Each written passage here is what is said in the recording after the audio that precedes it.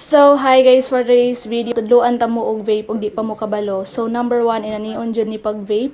Need jud nga nakapanty mo din aurahan para dali mo perfect. So, walay magbuot kay mao jud na ang sakto ug proper nga pag vape. So, ug nay mo react hala pag reklamo mo. Hoy, chari. So, for the go, then inanaon jud na magtuwad-tuwad jud dapat. So, hi guys, familiar ba mo sa PHL Boss? So, if wala pa mo ka-try og dula, i-paste na kang link sa comment section, i-tap lang ninyo to download.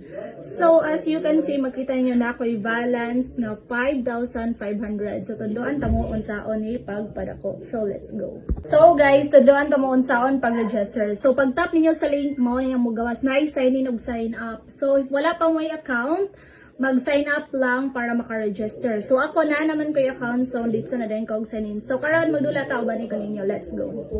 So, napili man tagay nag 1,000 pesos ato siyang i-times 2. So, nagtaya ta og 2,000 pesos. So, karon mag-tap lang tag pila ka icon. So, click, then click. So, ang atong 2,000 pesos is nahimo siyang 4,000 pesos. So, mobalik tag bit 500 pesos. Try na to.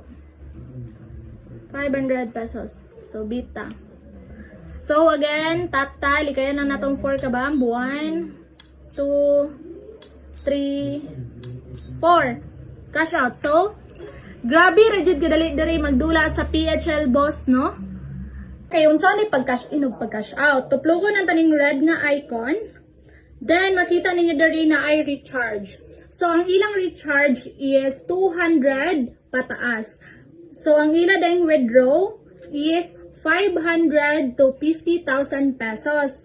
So, nakadkada po dani guys is every naay mo gamit sa imong link is naa kay commission.